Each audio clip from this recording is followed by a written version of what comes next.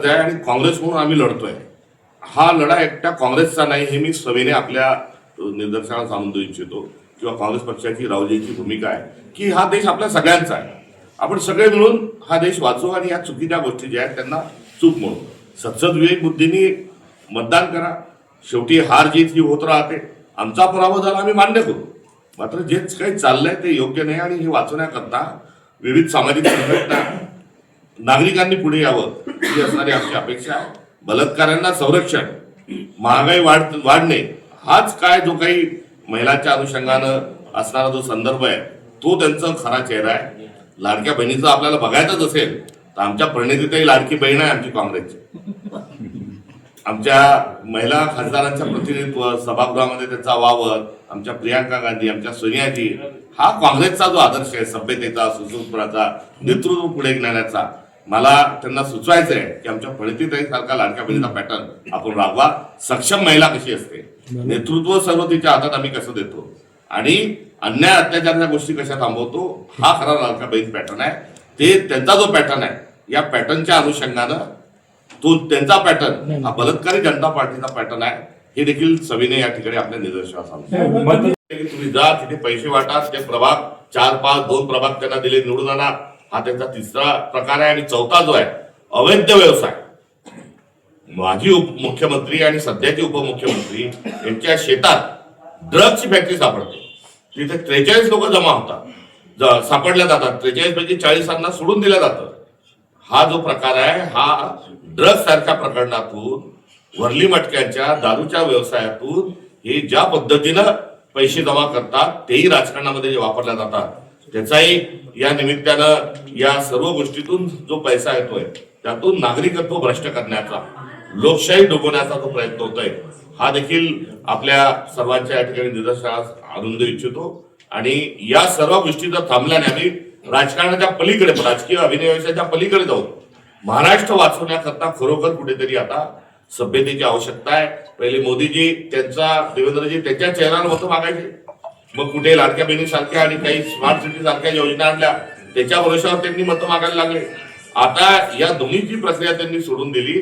आता थेट पैसे, बाप बडा ना भैया सबसे बडा रुपया, हा वगनाट्य अधिकचा महानगरपालिकेमध्ये लढत असताना एवढा मोठा पैसा जो टाकला जात आहे याबद्दल चिंता काँग्रेस पक्ष म्हणून आम्ही व्यक्त करतो.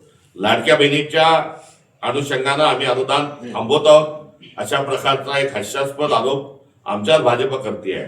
त्याच्यात थांबवण्याची गरज नाही. उलट काँग्रेस पक्षाची मागणी आहे की तुम्ही कर्जमाफीची घोषणा केली होती ती कर्जमाफी द्या आणि लाडक्या बहिणींचे 1,500चे 2,100 रुपये करू असं आपण सांगितलं होतं. ते 1,500 रुपये द्या. कोणी थांबवलंय आपल्याला? मात्र निवडणुका तोंडावर येत असताना, निवडणुकीच्या 1 दिवस आधी, 2 दिवस आधी आता लाडक्या बहिणींचं अनुदान देणं म्हणजे ह्या आदर्श आचारसंहितेचा भंग आहे. आम्ही लाडक्या बहिणीचे पैसे कुठे थांबवा म्हणत नाही. द्यायचे होते तरी आधीच का दिले नाही हा प्रश्न अलबत्ता आपल्या ठिकाणी आहे. मात्र मतदारांना भ्रष्ट करण्याकरता शासकीय योजनांचा जो वापर आहे त्यामुळे मतदारांना आम्हीच दाखवणे हा अनुदान वितरणाचा अर्थ आहे. तुम्ही 1,500 मागच्या महिन्यातच द्यायला पाहिजे होते. या महिन्यातले 1 तारखेलाच द्यायला पाहिजे होते. मात्र दोन्ही थांबवून ठेवले. त्यांची आर्थिक दिवाळखोरीच्या जवळ आलेली आहे. नाही तर पुढच्या महिन्याचे ऍडव्हान्स हे 4,500 द्यायला त्यांनी कमी केलं नसतं. मात्र या नावानं जे लाडक्या बहिणीच्या नावानं आम्ही अनुदान थांबवतोय हे नाही. हा आदर्श आचारसंहितेचा भंग आहे. मतदानाच्या 5:30 वाजल्यानंतर आपण खुशाल त्या खात्यामध्ये पैसे टाकावे. नैतिकता आपण सांगता आपलं हे कृत्य आचारसंहितेत बसतं का बसत नाही एवढाच त्यांनी खुलासा करावा. एवढंच या निमित्तानं सांगतो. मुद्दे अनेक आहेत मात्र लोकशाही वाचवणं हा सर्वात कळीचा मुद्दा आहे. आणि सोलापूर सारखं शहर आपल्या भारतात नाही.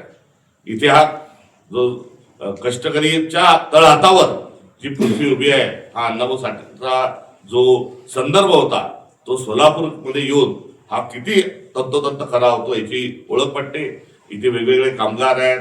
हातमागाचा विषय आहे. ते काय हबीब करणार होते तो विषय अलबत्ता निराळा आहे. तो विधानसभा लोकसभेच्या वेळेस बघू. मात्र कष्टकऱ्यांचा आहे, बिडी कामगारांचा आहे, वेगवेगळ्या कामगारांचं हे शहर आहे. वेगवेगळे भाषिक भारताचंही प्रतिबिंब या ठिकाणी आहे. आणि अशा या सोलापूरला विविधता में एकता ही भारत की विशेषता हा संविधानाचं मूल्य आहे. नवे तर हा काँग्रेसचा मंत्र आहे. आणि अशा विचारांनी पोलरायझेशनच्या विरोधात काम करणाऱ्या काँग्रेस पक्षासोबत सोलापूरकरांनी राहावं ही आमची काँग्रेसची त्यांना हाक आहे. जो एक भाजपच्या विचारांचा स्कॉलरशिपला हा फुकट योजना म्हणत होता, पुढे जाऊन अन्न सुरक्षित कायद्यासारखे कायदे आणले, त्याच्यावरही भाजप फुकटचा कायदा म्हणत होती. शिक्षण हमी योजना, राईट ऑफ एज्युकेशन आपण हक्काचा जेव्हा कायदा आणला तेव्हाही तसं बोलल्या गेलं. हॉस्टेल विविध ठिकाणी उघडल्या गेले, शाळेत मोफत शिक्षण जेव्हा दिल्या गेलं तेव्हा भारतीय जनता हे आरोप करत होती. किंबहुना विहिरीसाठी अनुदान देणं, बैलजोडीसाठी अनुदान देणं, घरकुलासाठी अनुदान देणं, यावर भाजप तोंडसूक घेत होती. मात्र आज आपल्याला पुन्हा एकदा कुठेतरी वळून पाहिलं पाहिजे, कारण बेरोजगारी आपली चरणसीमेवर आहे. दरवर्षी 2 कोटी रोजगार देऊ मोदीजींनी म्हटलं होतं, कुठे गेले 24 कोटी रोजगार? आता शेतकरी हवाल दिलाय, तरुणांना रोजगार नाही, महिलांची सुरक्षितता ऐरणीवर आहे. या मूलभूत गोष्टीसाठी काय करू शकतो? शासकीय शाळा ओस पडत चाललेल्या आहेत, ड्रॉपआउट पर्सेंटेज वाढत चाललेले आहे. त्यामुळे या ठिकाणी सरकारच्या तिजोरीतला पैसा गेला पाहिजे का? निवडणुकीच्या तोंडावर कुठेतरी अनुदान देऊन बिहारमध्ये 10,000 रुपये खात्यात टाकून दिले, आता पुढे 5 वर्ष काही करणार नाही. आता तोच कित्ता आसाममध्ये गिरवणार असल्याचे सांगितलं जात आहे. महाराष्ट्रातले आपलं जे प्रकार चालला हा त्यातलाच आहे. त्यामुळे मतदारांना आकृष्ट करण्याकरता पैसा वापरणे आणि भारताच्या विकासाकरता पैसा वापरणे यामध्ये मोठी दरी निर्माण होत चाललेली आहे, हे मी आपल्या निदर्शनास